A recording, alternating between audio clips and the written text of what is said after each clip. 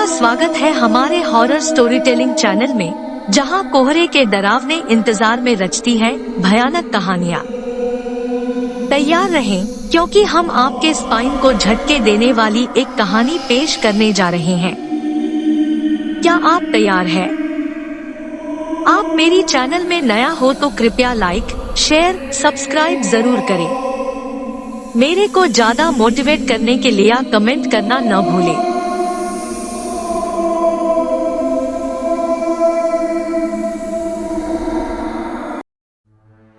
अगले दिन सुबह रमा चाय देने जब गुलाबों के कमरे की तरफ जाती है, उसे देखकर पार्वती टोकती है, सू क्यों चाय लेकर जा रही है? वो खुद नहीं आ सकती क्या? सूरज सर पर बढ़ आया, लेकिन मेमसाब अभी सोकर ही नहीं उठी। नखरे तो ऐसे हैं जैसे पता नहीं किस ऊंचे खानदान से है। बाय देकर बोलना उससे कि मैंने बुलाया है। रमा गुलाबों के कमरे का दरवाजा खटखटाती है, लेकिन दरवाजा तो खुला रहता है। खटखटाने से अंदर की तरफ सरक जाता है। गुलाबों को अंदर न देखकर रमा फिर सकपका जाती है। रमा पहले की बातों को सोचकर कुछ डरते हुए उसे आसपास देखती है, पर आज फिर गुलाबों उसे कहीं नहीं मिलती। अरे क्या हुआ, सो रही है क्या अब तक वो? पीछे से पार्वती के पूछने पर रमा पलटकर देखती है। दरवाजा तो खुला हुआ है, माजी पर गुलाबों अंदर कहीं नहीं दिखाई दे रही। रमा पार्वती की बात का उत्तर देती है, अंदर नहीं है मतलब कहाँ गई सुबह सुबह? बारों तरफ देख लिया पर कहीं नहीं है। रमा बोली, अरे आसपास अच्छे से देख, यही कहीं होगी। रमा नीचे सब जगह उसे ढूंढती है, पर गुलाबों कहीं नहीं मिलती। अचानक उसे छत की याद आती है। वो ऊपर मुंह कर देखने लगती है। उसे इस तरह ऊपर देखते हुए पार्वती तंज कसते हुए बोलने लगती है,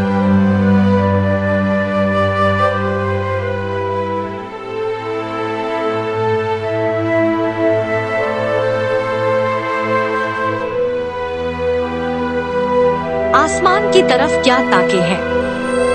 धरती पर ढूंढ, शायद छत पर होगी। माजी रमा पार्वती से बोली, हाँ तो देख जरा छत पर इतनी सुबह वहाँ क्या करने गई होगी? पार्वती के कहने पर रमा डरते डरते ऊपर जाती है। उसे वो पहले वाली घटना याद आती है। उसके हाथ पांव फूलने लगते हैं, पर नीचे से माजी उसे देखती रहती है, इसलिए वो चुपचाप सीढ़ियों से ऊपर जाकर देखती है। सामने फिर वही नजारा, गुलाबों दूसरी दिशा में मुंह किए हुए उकड़ू बैठी रहती है। अब तो रमा के हाथ कांपने लगते हैं।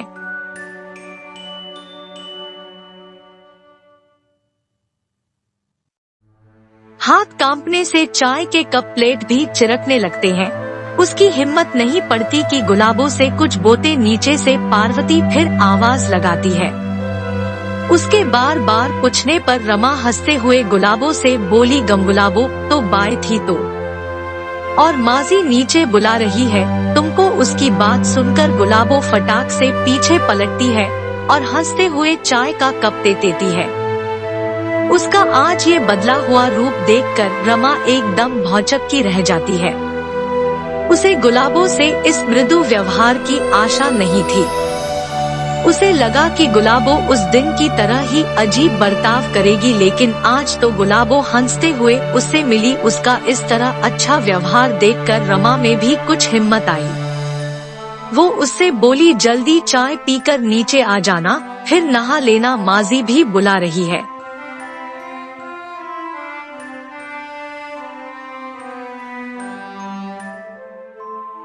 हाँ दीदी आप चलिए, मैं आती हूँ।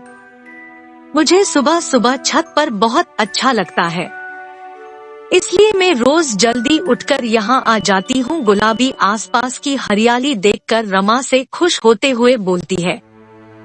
रमा उसकी बात के जवाब में मुस्कुरा कर नीचे आ जाती है।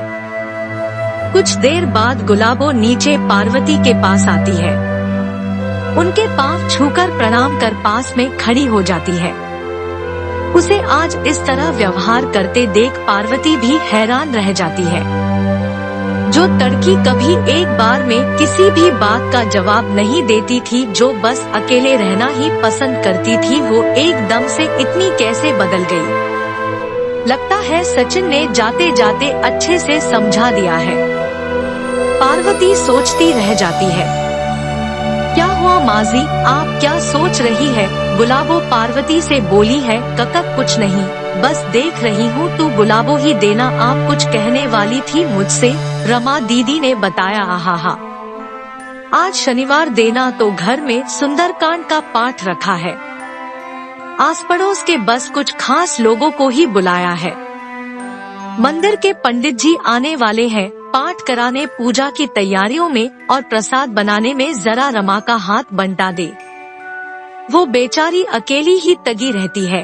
और हाँ, रसोई में जाने से पहले नहाते फिर तैयार हो जा। थोड़ी ही देर में पंडित जी आते होंगे। पार्वती गुलाबो से जैसे ही बोलती है, गुलाबो के चेहरे से सारी खुशी, सारी हंसी निकल जाती है। वो अचानक से चिंता में आ जाती है। उसके एकदम से चेहरे का रंग उड़ा देख पार्वती फिर से हैरान होकर बोली, क्या हुआ? अभी तो चेहरे पर बड़ी चमक थी, अचानक से तेरी सूरत टटक क्यों गई? पार्वती ने गुलाबो से पूछा।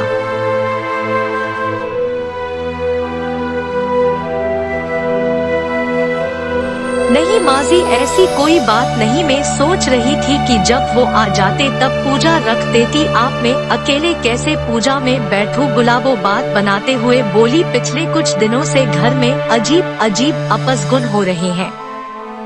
सबसे बड़ी बात, तुलसी का पौधा पूरा सूख गया।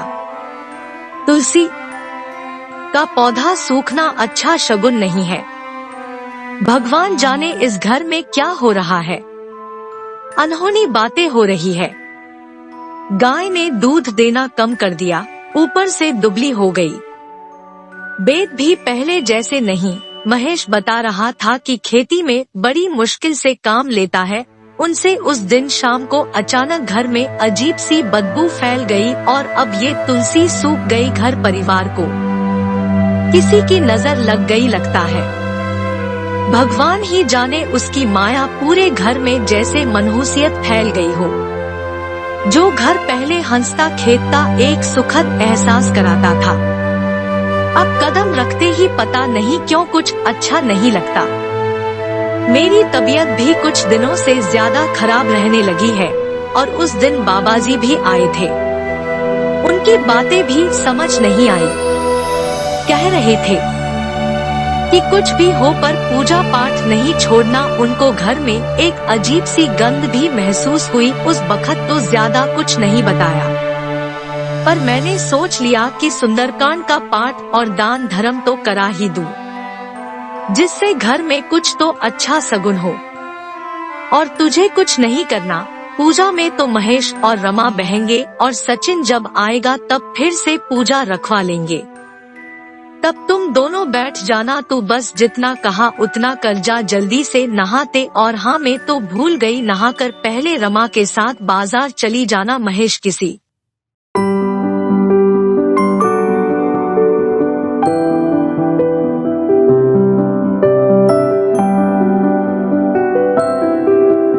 जरूरी काम से दूसरे गांव निकल गया। सुबह जल्दी तो बाजार जाकर कुछ जरूरी पूजा का सामान से आना। में मुत्री बिट्टू को लेकर जरा पास ही रामसरन जी के यहाँ जा रही हूँ। थोड़ी देर में लौट आऊंगी। गुलाबो हाँ में सर हिलाते हुए चुपचाप कमरे में आ जाती है।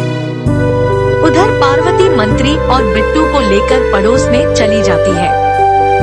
रमा और गुलाबो दोनों पार्वती के कहने पर पूजा का सामान ताने बाजार जाते हैं।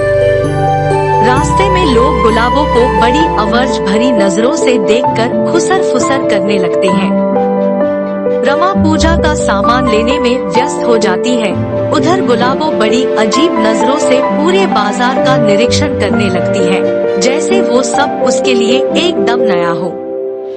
सामान लेकर जब वो लोग घर लौटते हैं तो बाजार से कुछ दूर थोड़ा सुनसान रास्ते पर यकायक उनके सामने 3 से 4 लोग आकर खड़े हो जाते हैं। उनमें से एक थोड़ा आगे आकर रमा की तरफ देखते हुए दोनों हाथ ऊपर कर प्रणाम की मुद्रा में जोड़ते हुए बोलता है, भाभी जी प्रणाम। वो का है कि हम तो बहुत ही दिनों से आपके घर पधारने का सोच ही रहे थे, पर का करे ससुरा योग ही नहीं बैठ रहा था।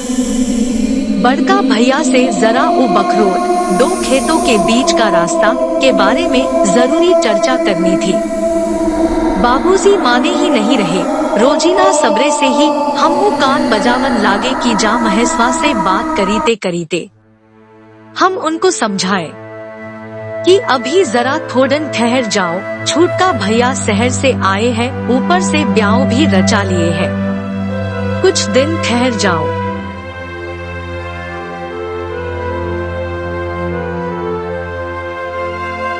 पर हमरे बाबूजी भी ठहरे, ससुर के नाती मदर इंडिया के ताला ताक बोले पर नहीं माने का है ना। दिन भर खटिया तोड़ते उनका माथा ससुरा बटक गया है।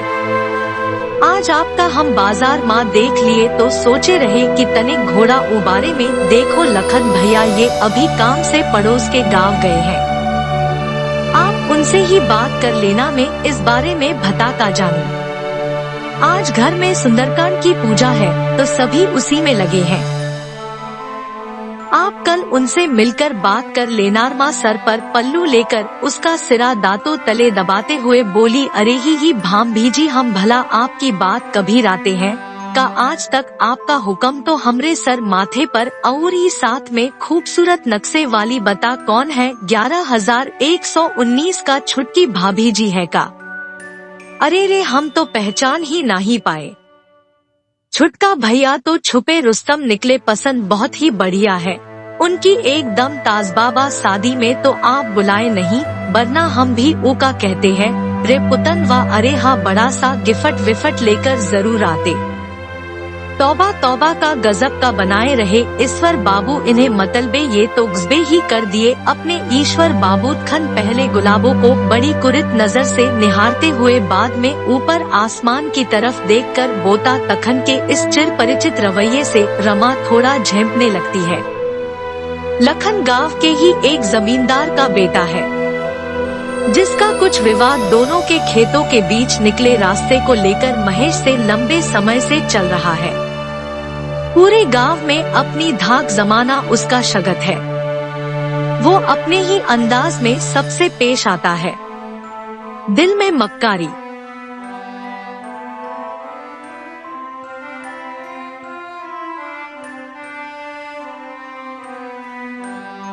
दिमाग में होशियारी और चेहरे जमींदारी की खुमारी लिए वो पूरे गांव को अपनी बपौती समझने वाला तखन आए दिन किसी न किसी से उलझता ही रहता था। रमा लखन के सामने खुद को असहज महसूस करने लगती है। दूसरी तरफ गुलाबो भी तखन को बड़े आगे से देखने लगती है। रमा गुलाबो को चलने का इशारा कर उसके बगल से आगे बढ़ जाती है। तखन उन्हें जाते हुए देखकर फिर कुटिल मुस्कान लिए टिप्पणी करता है, अरे नाराज हुई गए भाभी जी, आप तो कोनो गलती मलती हुई गई हो तो माफ कर देओ, हम भी आप ही के दूर के सौतेले देवर जी ठहरे, ससुरी जुबान को नाते से थोड़ा बस में ना ही रहती, बस ईश्वर बाबू की बनाई कायनात की जरा थोड़ी सी तारीफ कर दिए रहे का पता था आपे बुरा लग जाएगा। बड़का भैया को हमरा प्रणाम कहिएगा, बड़की भाभी जी और छुटका भैया को हमरा अपार प्यार दीजिएगा। छुटकी भाभी जी बड़ी मक्कारी से तखन आंखें और जुबान को घुमाकर गुलाबो और रमा को जाते हुए देखकर बोला, गुलाबो जाते जाते एक बार पीछे गर्दन घुमाकर अजीब तरह से तखन की तरफ देखती है।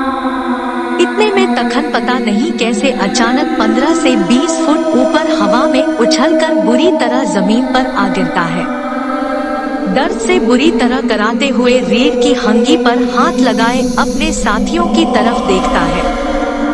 उसके साथी इस अप्रत्याशित घटना से बुरी तरह घबरा जाते हैं।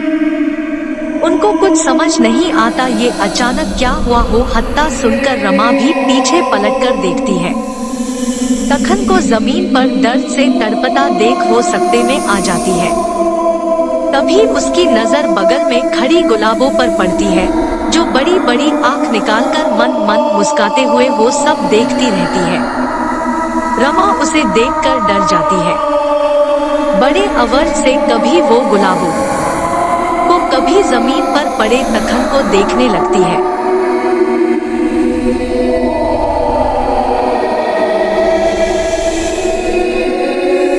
रमा और गुलाबो जैसे ही घर में कदम रखते हैं, पार्वती सामने खटिया पर बैठे हुए उनको आते देख बोलती है, आ गई मेरी दोनों महारानियां, बड़ी देर लगा दी। अरे आज तो पूजा टालनी पड़ेगी। अभी अभी एक लड़का आकर बता कर गया कि पंडित जी मंदिर की सीढ़ियों से बुरी तरह गिर पड़े। उनके पांव की हड्डी टूट गई, उनको पास के गांव में अस्पताल ले गए हैं। दूसरा कोई ढंग का पंडित आसपास है नहीं, अब पता नहीं क्या होगा। जैसे तैसे तो आज योग बैठा था पूजा का, अब तो मुझे भी यकीन हो गया कि इस घर को जरूर किसी की नजर लग गई है जो कोई शुभ काम नहीं होने दे रहा। तभी बाबा जी उस दिन बोलते थे कि पूजा पाठ नहीं छोड़ना, वो आगे का पहले ही देख लेते हैं। और फिर महेश भी नहीं आया। अब तक पार्वती की बातें सुनकर रमा का आश्चर्य और बढ़ जाता है। वो फिर से गुलाबों को देखने लगती है। गुलाबो बिना कुछ बोले मुस्कुराते हुए अपने कमरे में चली जाती है। रमा उसे चुपचाप खड़ी खड़ी जाते हुए देखती रहती है। तभी पड़ोस की एक औरत, जिसे सभी तीता ताई बोलते हैं, उनका घर में आना होता है। पार्वती उन्हें देखकर खुश हो जाती है। अरे तीता बहन, आओ आओ। कब आना हुआ मैहर से? तीता पार्वती के पास आकर खटिया पर बैठ जाती है।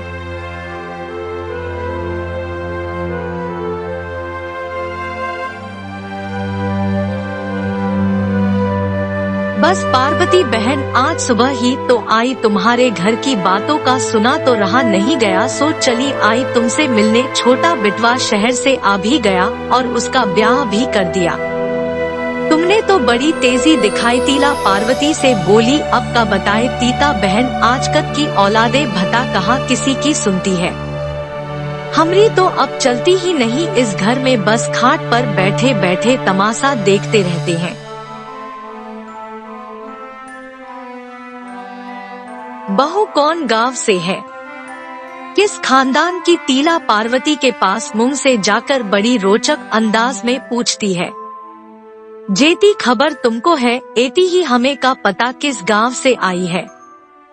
जैसा सचिन ने बताया हम तो उसी पर विश्वास कर लिए। कहते हुए पार्वती सारी कहानी उसे सुना देती है। सब कुछ जानने के बाद तीता भी हैरान रह गई।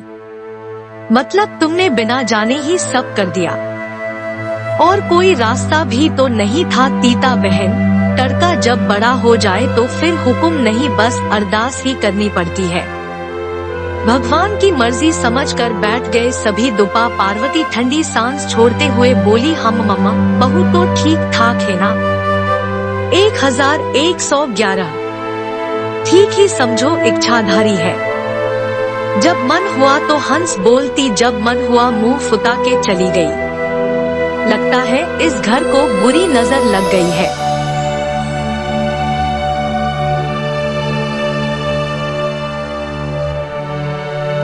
बुरी नजर का मतलब कुछ हुआ क्या? तीता उत्सुक होकर पार्वती से पूछती है। अरे सचिन की बात तो जाने दो, ससुरी कुछ दिनों से बड़ी अनहोनी लगी पड़ी है। पूरे घर में नुकसान पे नुकसान हो रहा है। इधर गाय बैतन भी मुरझाए से पड़े हैं। ना गाय सही से दूध दे रही है, ना ये मुए बेच सही से महेश का हाथ बंटा पा रहे हैं। वो भी परेशान रहता है आजकल। इधर घर में भी बड़ा अजीब माहित हो गया। देख सामने पूरा तुलसी का पौधा मुरझा गया। कभी बना बनाया खाना अचानक से खराब हो जाता है, कभी दूध पूरा फट जाता है, कभी पूरे घर में बदबू फैल जाती है। मैं भी पहले से ज्यादा बीमार रहने लगी हूँ। बरकत तो जैसे उड़ ही गई पूरे घर की। उधर बाबाजी भी आए थे एक दिन, उनकी बातें भी चिंता में डाल गई। हिमालय गए हैं अभी, अब तो लगता है वो आएंगे तब ही कुछ हो पाएगा। आज सुंदरकांड का पाठ रखाया था घर में, पर पंडित जी गिर पड़े, टांग टूट गई उनकी। पार्वती तीला को सब बताती है। तीता सब ध्यान से सुनती है। ये सब कितने दिन से हो रहा? यही कोई 1 महीना हो गया।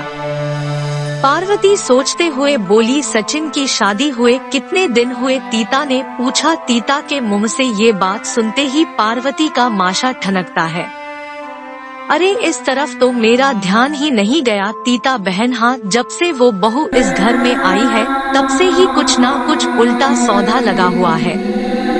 समूरी मेरी तो अकल ही नहीं दौड़ी इस तरफ। बोलते बोलते पार्वती की आंखों में एक चमक आ जाती है।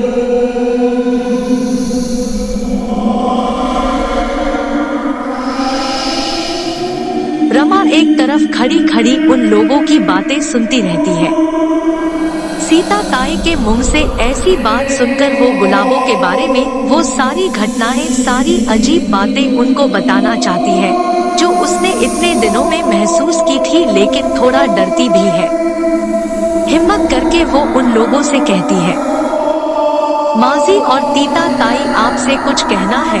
हाँ हाँ बोल बहू, क्या कहना है? मैं जब से आई हूँ तब से ही बहुत देर से देख रही हूँ, तू किसी गहरी सोच में डूबी हुई है। क्या सोच रही है? लीता ताई रमा की तरफ देखते हुए बोली, वो मुझे आप लोगों को कुछ बताना है गुलाबों के बारे में। जैसे ही उनसे कुछ बोल पाती, अंदर से गुलाबों की आवाज आ जाती है। अरे रमा दीदी, जरा इधर आना, कुछ काम है आपसे।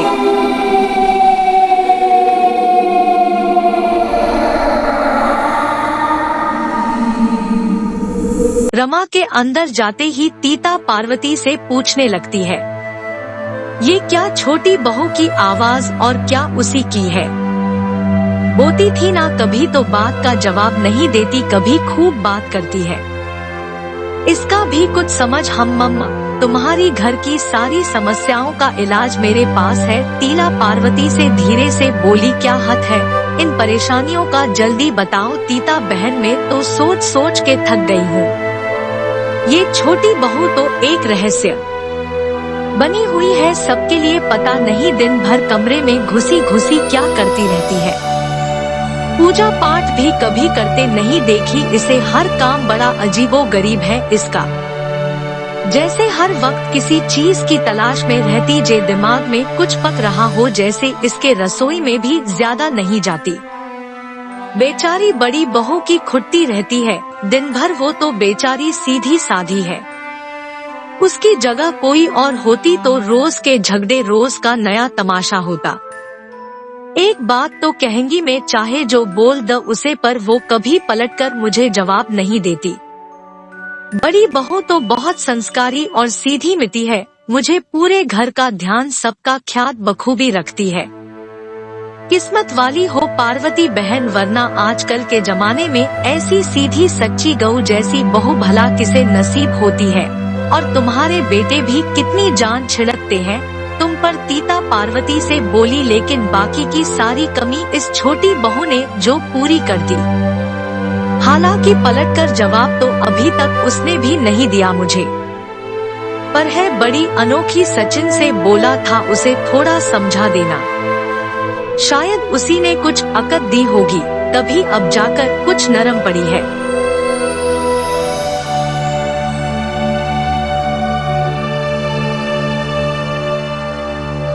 पर अभी भी सामान्य नहीं लगती, तुम चिंता मत करो, मेरे एक पहचान के जानकार तांत्रिक है, वो कई घरों की ऐसी समस्याएं सुलझा चुके हैं।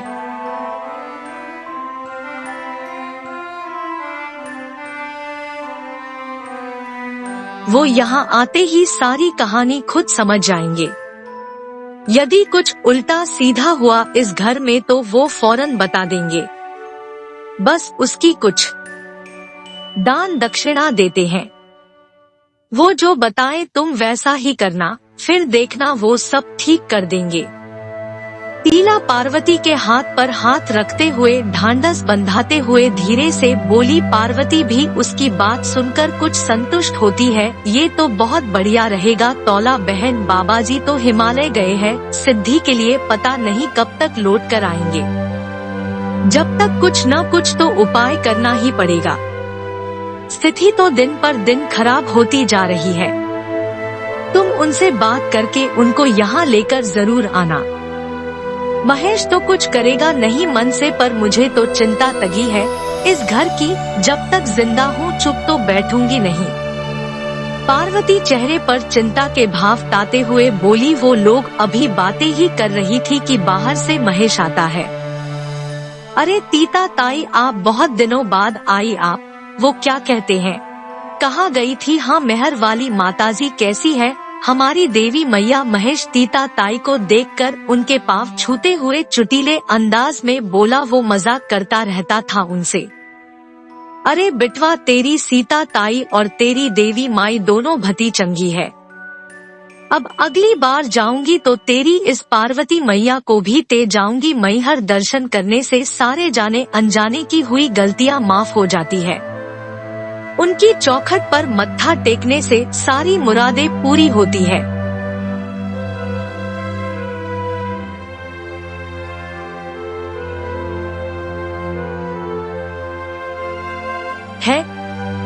पार्वती को तो अभी जब गई थी तभी बोली थी, पर इसे घर आंगन से फुर्सत मिले तब। अरे अब दो बहू आ गई है घर में, अब तो बेफिक्र होकर घूम सकती है। ये की तरफ देखते हुए मुस्कुराते हुए बोली, घर बार अब तुम लोग संभालो। पीता महेश, अरे तो मैंने कब मना किया है ताई, माँ खुद ही कहीं नहीं जाती में, और रमा तो कितनी बार बोल चुके हैं कि बली जाया करो थोड़ा मन, घर परिवार की चिंता से हट भी जाएगा और दर्शन भी कर आना। समस्याएं परेशानियां तो लगी रहती है। आज एक कद दूसरी तू तो कह देते हैं बेटा की चली जाओ, पर एक माँ के कलेजे से पूछ, जब तक उसके बच्चे सुखी ना हो तो भले भगवान के यहाँ भी चली जाए पर वहाँ मन नहीं लगता। यही रखा रहता है, घर में चिंता बराबर लगी रहती है कि घर पर क्या चल रहा होगा। ये तो कभी नहीं समझ सकता। पार्वती महेश से बोली। तीता उन लोगों की बात सुनकर मुस्कुराती रहती है। वो पार्वती से बोलती है, अच्छा पार्वती बहन अब बलती हूँ, थोड़ा छोटी बहू को बुता दो, उसे भी देख तो आशीर्वाद दे दूँ। फिर तुमसे इस बारे में बाद में बात करती हूँ। तीता की बात सुनकर पार्वती अंदर आवाज लगाती है, अरे हो जेठानी देवरानी, बातें हो गई हो तो जरा बाहर आ जाओ।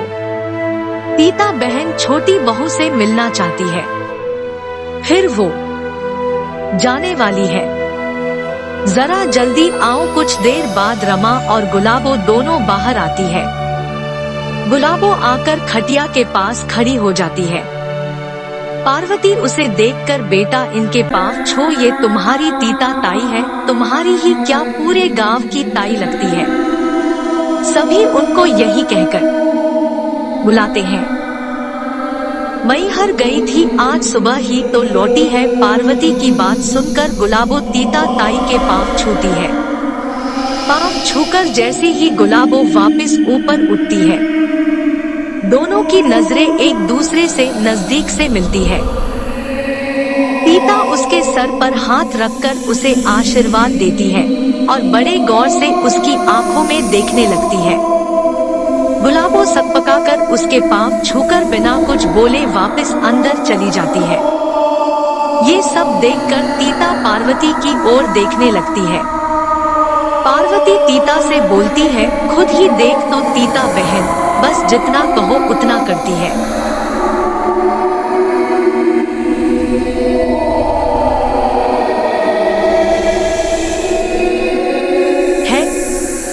इसका दिमाग खुद से तो कभी चलता ही नहीं। पाँव छूने का बोली तो बस वही किया और चली गई। बड़े बूढ़ों से किस तरह पेश आना चाहिए इसके घर वालों ने इसे सिखाया ही नहीं लगता है।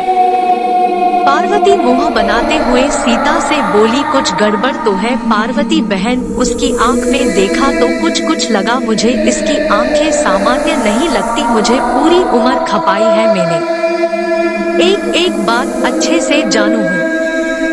घाट का पानी पिया है मैंने, उसकी आंखों में देखकर ही समझ गई कि इसके साथ कुछ चक्कर है। तुम ठीक ही कह रही थी, पर तुम चिंता मत करो, अब मैं आ गई हूँ ना, मैं जल्दी ही उन जानकार तांत्रिक से बात करके तुमको बताती हूँ। इतना कहकर तीला वहाँ से उठकर जाने लगती है। वो जैसे ही दरवाजे के पास पहुँचती है, तभी ऊपर से एक कबेतू उसके सर पर आ गिरता है। हाय मैया, मर गई रे, सीता की चीख निकल पड़ती है। वो वहीं सर को पकड़कर बैठ जाती है। ये सब देखकर महेश और पार्वती उसकी तरफ दौड़ पड़ते हैं। उसे उठाकर खटिया पर लिटाते हैं। पार्वती रमा से बोलती है, अरे तू खड़ी खड़ी क्या देख रही है, जा जल्दी से हल्दी चूने का लेप बनाता, बहुत जोर से लगी है लगता है। ये ससुरा कबेतू का टुकड़ा गिरा कैसे? ऐसा तो पहले कभी नहीं हुआ। पार्वती दरवाजे के ऊपर बड़े गौर से देखने लगती है। सीता को खाट पर लेटकर महेश उनका सर जोर से पकड़े रहता है। उस पर हल्दी चूने का लेप लगाकर कपड़े की पट्टी बांध दी जाती है। पार्वती उनकी ये हालत देखकर उनसे बोलती है, ज्यादा दर्द तो नहीं हो रहा तीता बहन? घूमता उठ आया देखो, बस इसी तरह की अनहोनियां हो रही है इस घर में। अब ये सब देखकर भता मैं कैसे कहीं बाहर घूमने जाऊं? ससुरा मन इन्हीं सब उधेड़ बुन में लगा रहता है। पूजा पाठ में भी सही से मन नहीं लगा पा रही।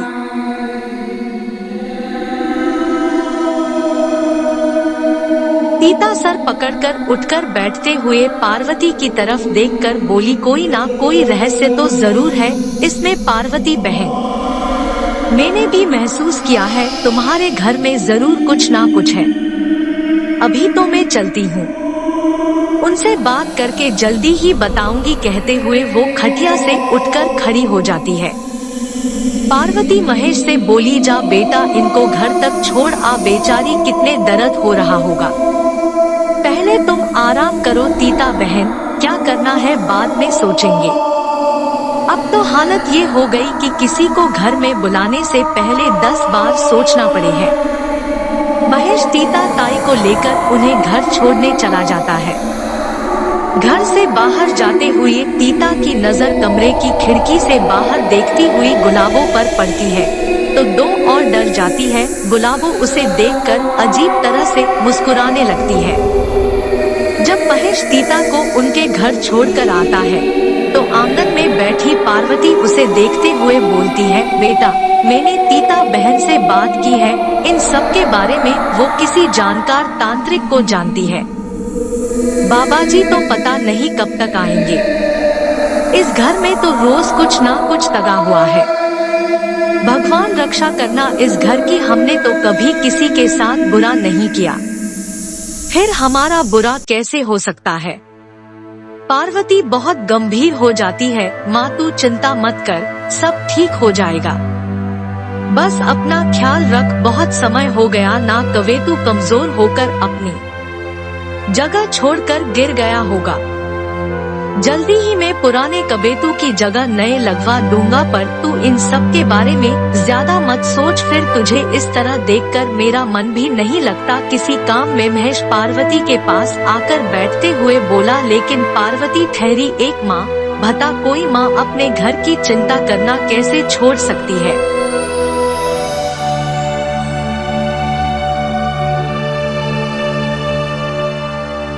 रात में रमा आंगन में बैठे पार्वती और महेश से आकर बोलती है, खाना तैयार है माताजी, आप कहो तो लगा दूं। मुत्री बिट्टू जाओ हाथ मुंह को तो दादी के साथ तुम भी खा तो। आप भी बैठ जाइए जी, मैं परोस देती हूँ ता खाना ही लगा दे। भूख भी तक आई मुन्नी और बिट्टू जाओ हाथ धोकर आ जाओ। महेश तू भी हाथ में धोते बेटा। रमा पार्वती की बात सुनकर दोनों से बोली। कुछ देर बाद रसोई से अचानक रमा के चीखने की आवाज आती है। सभी घबराकर रसोई में भागते हैं। वहां जाकर देखते हैं तो नाक पर हाथ रख देते हैं। रसोई में से तेज दुर्गंध आने लगती है। पूरा खाना जैसे सड़ गया हो, खराब हो गया हो। रमा और सभी लोग ये देखकर आश्चर्य से दोहरे होने लगते हैं। किसी की कुछ समझ में नहीं आता। अभी अभी बनाया हुआ ताजा गरम खाना अचानक से खराब होकर दुर्गंध कैसे छोड़ने लगा। सभी एक दूसरे की तरफ हैरानी से देखने लगते हैं। उन लोगों की आवाज सुनकर गुलाबो भी वहां आ जाती है। उसे वहां देखकर पार्वती बाहर खटिया पर आकर बैठ जाती है। भगवान, आज फिर से पूरा बना बनाया गरम खाना खराब हो गया। मेरी तो मति ही काम नहीं कर रही। पूरी जिंदगी इस घर में गुजार डाली पर ऐसा कभी नहीं देखी। अब तो कुछ ना कुछ जल्दी ही करना पड़ेगा इस बारे में, वरना पता नहीं कौन सी बड़ी घटना हो जाए। पार्वती की बात सुनकर महेश भी थोड़ा चिंतित हो जाता है।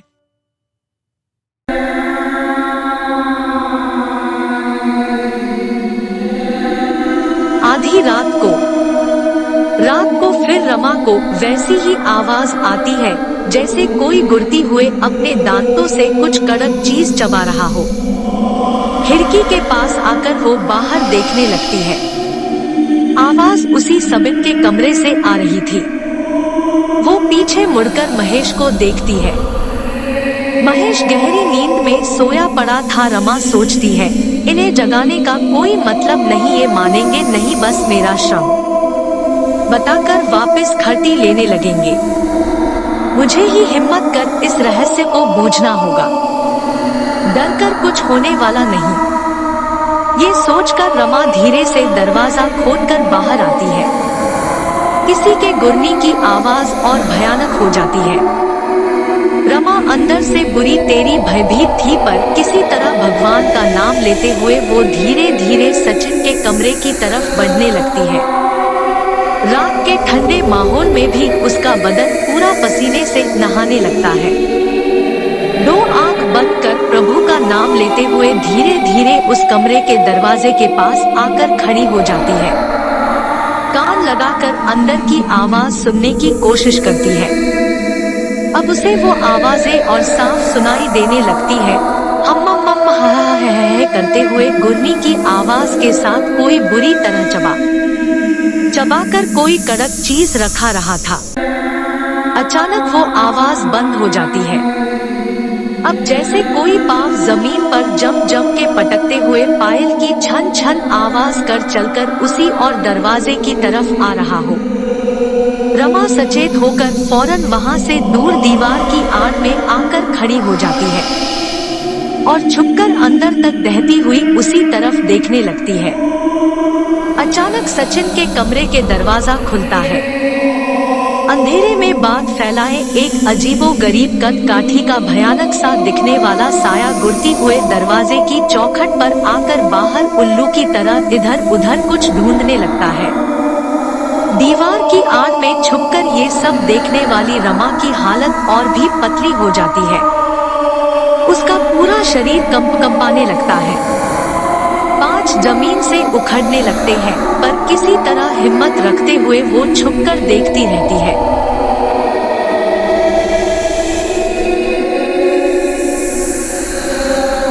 अब वो साया आंगन में इधर उधर देखते हुए आगे की ओर झुके हुए कंधे अजीब ढंग से उचकाकर हाथों को चौड़ा कर घूमने लगता है, जैसे कोई पहलवान चल रहा हो। छुपकर देख रही रमा की नजर जैसे ही उसके हाथों और पांवों पर पड़ती है तो उसकी घिघी बंध जाती है। उंगलियों के नाखून, ये बड़े बड़े पंजे एकदम चौड़े पांवों में चमकती पायत और अंधेरे में उसकी आंखें ऐसे चमक रही थी जैसे कोई उल्लू अपनी गर्दन इधर उधर घुमाते हुए अंधेरे में देखता है। रमा उस भयानक दृश्य को बड़े गौर से आंख फाड़कर देखे जा रही थी। उसका पूरा शरीर जड़ हो गया था। धीरे धीरे वो साया हुंकार भरते हुए तेजी से अपने कंधे और हाथ उचकाते हुए दरवाजा खोलकर बाहर अंधेरे में खो जाता है। रमा की हिम्मत अब भी नहीं होती कि दीवार की आड़ से बाहर आ जाए। तभी जैसे किसी का हाथ पीछे से उसके कंधे पर आता है। रमा बुरी तरह डरकर चीख पड़ती है। अरे क्या हुआ, इतनी रात में तू यहाँ छिपकर क्या देख रही थी और इतना डरी हुई क्यों है? देख तेरा पूरा शरीर पसीने से नहाया हुआ है।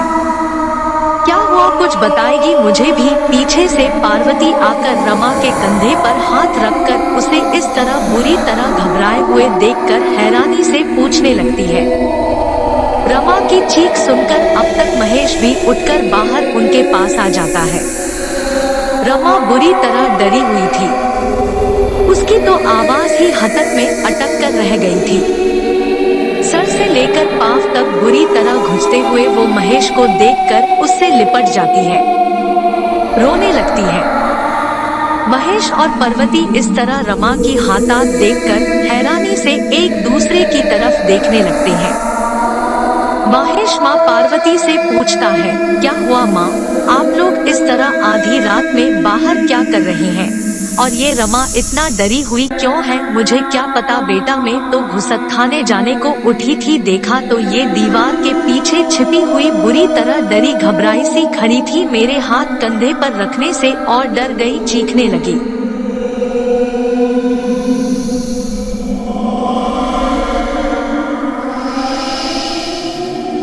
मुझे तो खुद समझ नहीं आ रहा, इतनी रात गए ये बाहर क्या देख रही थी? छिपकर पार्वती भी आधरी से महेश की ओर देखते हुए बोली। रमा ताक कोशिशों के बाद भी मुंह से कुछ बोल नहीं पा रही थी, बस बाहर दरवाजे की तरफ भयभीत आंखों से इशारा कर रही थी। उसका पूरा शरीर बुरी तरह डर से कंपन कर रहा था। बड़ी मुश्किल से वो कंपते हुए तड़खड़ाती आवाज में दोनों को सारी बात बताती है। उसकी बात सुनकर पार्वती और महेश एक दूसरे की आंखों में देखने लगते हैं।